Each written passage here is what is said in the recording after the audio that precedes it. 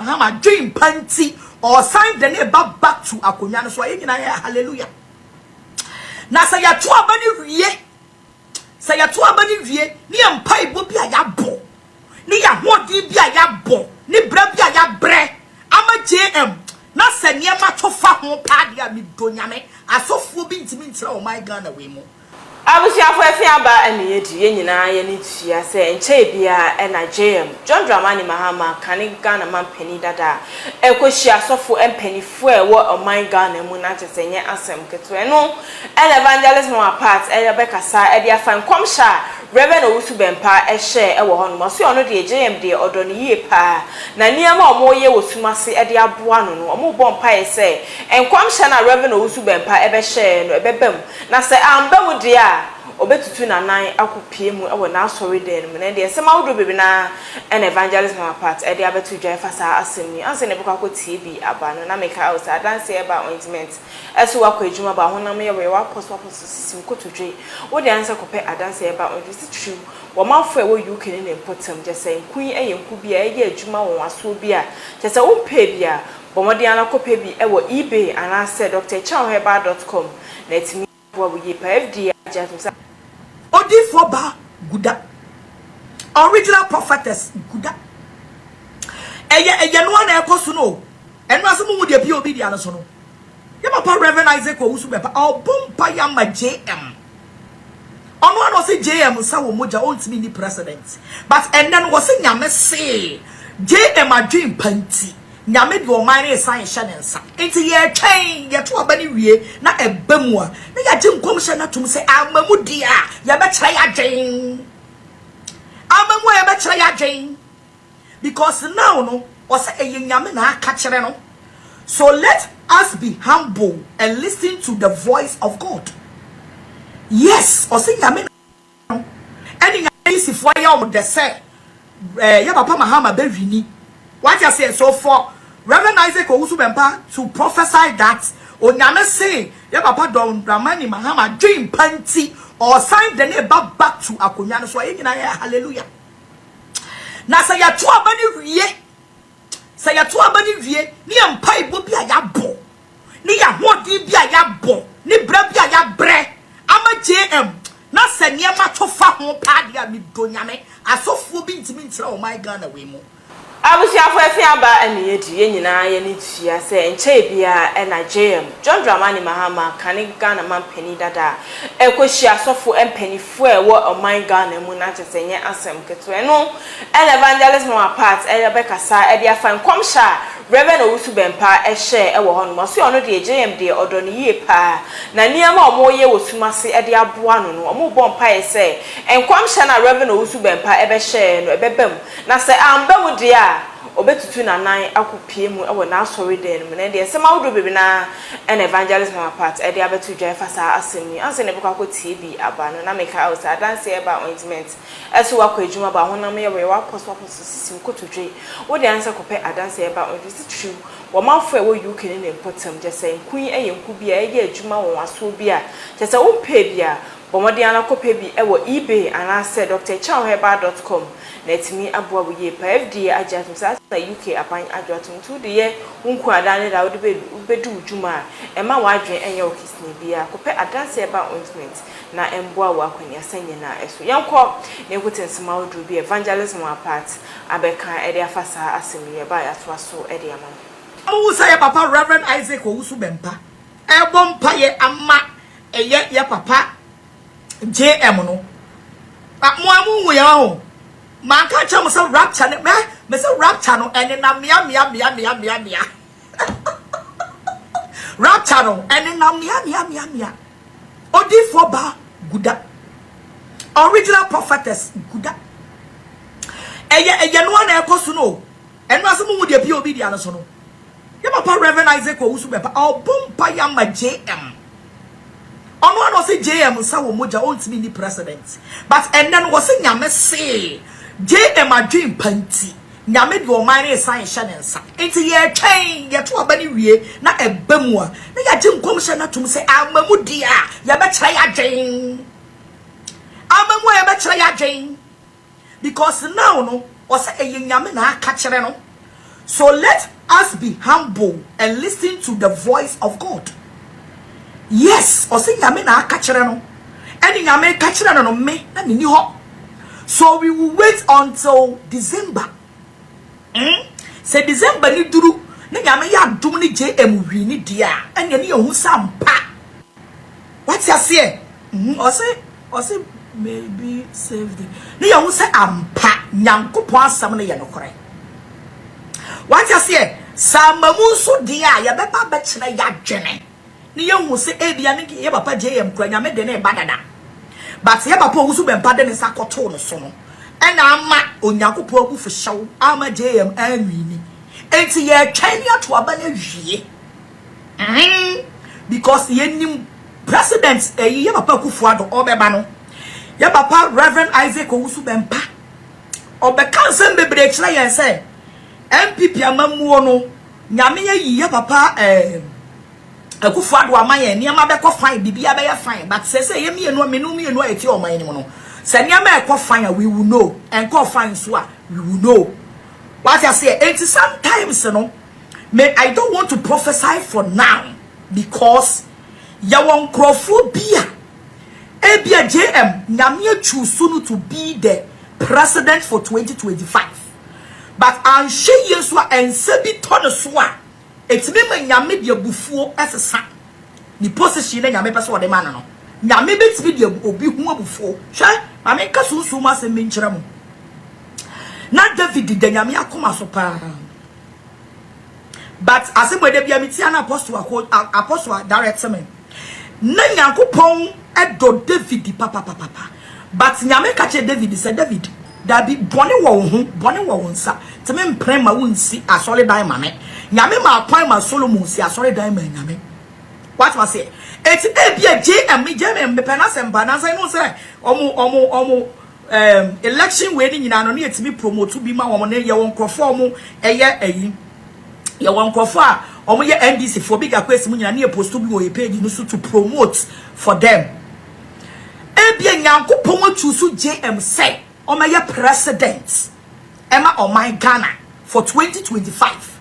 But it can be said Reverend Isaac Owusu Bempa sana wo dia to JM so no can change the wind. Ebetimi asesa because only pa nyame esesa nipa we die. I will not allow this person to build a church for me. No, that means there is a question mark on that person. And so we are not going to talk for now. Your papa president Akufuado. God chose the man na oba no owo ne papa de man. Na nyame ehira na ko my Ghana be kole ni mu pa. But asofuo bi ansa ko to papa ne so no. Papa ne betina konwa ne so no.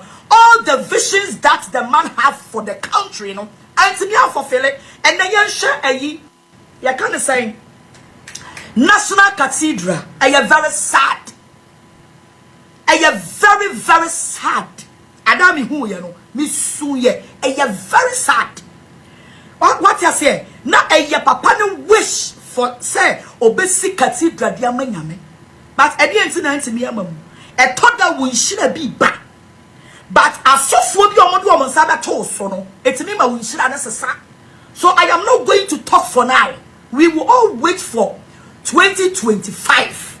Se nyame ya dum ni JM ebetena so a ne ehun se nyame ena afri na kuma mu no what odin kom hye na ba say because we all know say JM there and ka our chance we all know say ye hwanya ma ekoso aka JM our chance and ye papa ba wo mi aso try your best.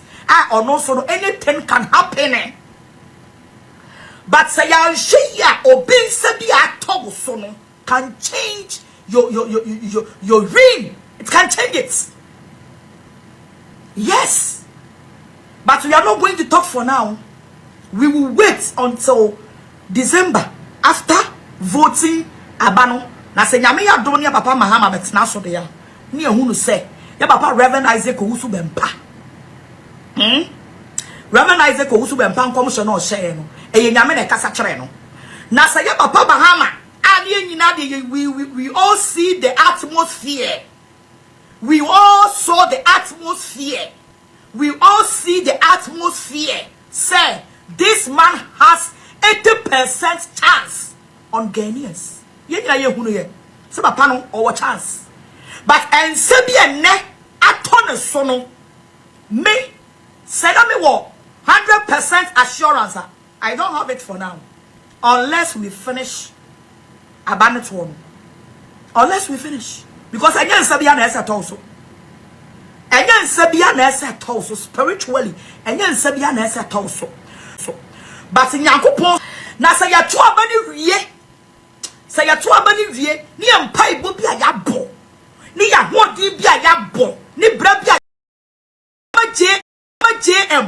JM na se niema to fa ho pa dia mi do nyame asofo bi ntimi ntira o my Ghana we mu ye bedi wo matam from anopa wie numre na nyame ya dom so no wili so de sie ya na attacking crofo na me ba bon so be ka chense mo attacking crofo because some say JM we ni na wo attacking crofo mo followers ebema the way you are attacking them come followers bu be fu yes sister Samson wa me ba bon say be video I because I received so many calls. I received so many calls. Yes, I'm saying what they are. Maybe video catch and say the way our attacking conform followers, it will go against JM. Say, and this in Penifoni be Ankasa and Cherena, Ebeha, and Parsono, Omonena Kasa, and some of them no more bam, Mama said they have talked to the woman. And then ocean in Yama or ya, while limited Yama Kama and all focus so the campaign away. It's excellent.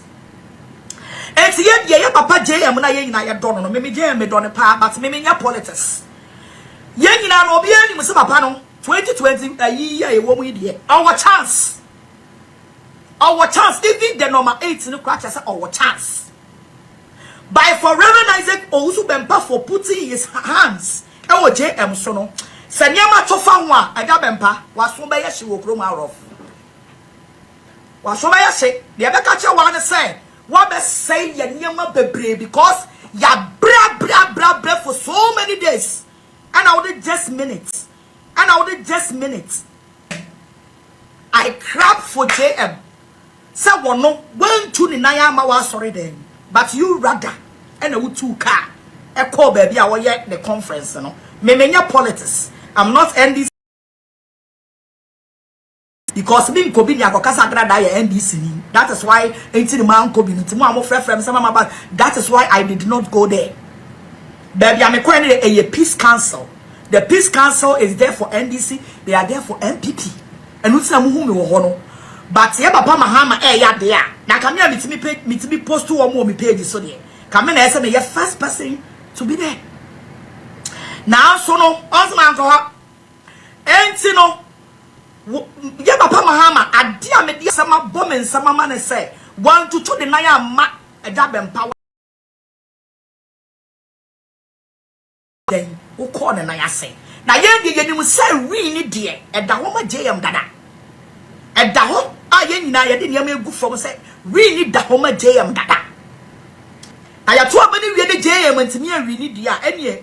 Also be badue because ye di ye libre ne ye hawo nyina be ba be sia wo so ye di ye libre ne ye hawo nyina be ba be sia wo so because ye di mu nsam a wakeka fa JM ho anka ye vi krampoyi sa 8 years na Ghana fo abre wo man Ghana mu ha no enka sa 8 years no kwaka JM na de ye ko but wonu mu nsam bia wakeka de fa JM ho ne sa wo moja would snap all the platforms to declare JM to me media president da.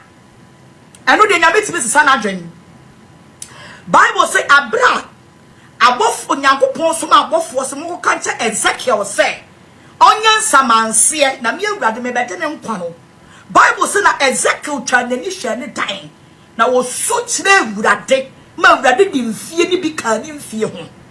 Enti no it doesn't matter.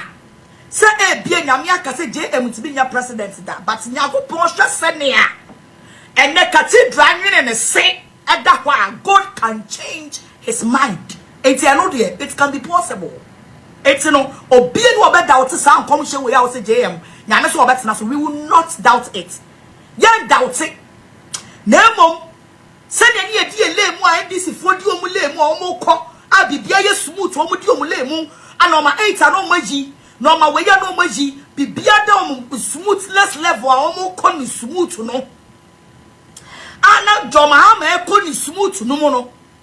Bigger quest TV so power. Mommy a function that you say you're being commercial. Because Crawford bre underground. Crawford bre pan Crawford ye Joma for JM underground. Crawford ye Joma me see video be ye and before baby because they make a be a for me. Me anta some wafa asie du nkatia otie me. Ai. Ya was here be niaba otie me. I'm speaking the truth. And to say that the road was clear. And ne demu di ma JM no. Eja me pa say wo JM bibi titoma e wo JM wi ni ho a. Eja mi donya me waso ba ya hye wo krom ha o. Waso ba ya hye wo krom ha. But ye de ni se bebam. Na ne waka no so ba mu dia ene ye. Ya du be si akonkon. Me ankasa meba waso le dem no me du be si akonkon. Me a wo fase meba be fa wo di we si akonkon. Me a so do oni musa bia me no na si president. Unim. Eyi bia ya beto ba bia me no na si president. Me no me you spiritually and physically me no me you na si president. You know. Afibia ya beto aba na me no me you problem nko a do election time and the problem na ton chain. You know what's between me and you when it comes to the spiritual. I just here. And to sabam say ya wo Canada eja bempa me ametu ka ba wa solid dem ho ma be forward sia konkon the way si me call so ma bo wa ababamba e say so de say ya wunyi ni nti no why ya smallish nti wu nsha da nya duru sa me tam we si me call ho na ma to pa da guso na ma to pa da guso nemo sa to fa ho a eh Allah wallahi sa to fa ho a would have did na me Edababa satofa nwa waso beye hye me se kamenu mi enu tokwako biet mi pata ogana ha me se de yakọ half time satofa nwa menu mi enu tokwa me se obiet mi pata okrom ha o I just me say obiet mi pata okrom ha okodwane to papa sante hene kura wonti mi pata santokwa no e wokro yi mu what was here Enti no I am a prophecy na me be man say some rapture is coming. Na mo enti no mo video no say na mo ho ye mo. No mo video no. Damn your scar what saying. No mo video no say na mo ho ye mo. You people I say this one alone you are perfectly right. Share na me menya right to cry me fa ho me. Me come out drain my call. If I'm right or if I'm not right. Me fa ho be. I don't know me. I don't be a Canadian, me come out me come out Jane, me cannot correct. Me say them come shani bemwa, me ame two car corner so ho. I did not sim a concon. Me ame the best a concon. Na samba mudia. Eh, and I just also go frame having getting a teen am back. I will see a fan small evangelist from my part, Agrada, Abeka, their fan, come shahodua, a Reverend Owusu-Bempah, and the Betu, F5, John Dramani Mahama. And no, you couldn't quit a message of us of our comment at was here. Also, share no quarter of send you be as a bet me a video. Me did the Adna Owusu from a premier, share a bit.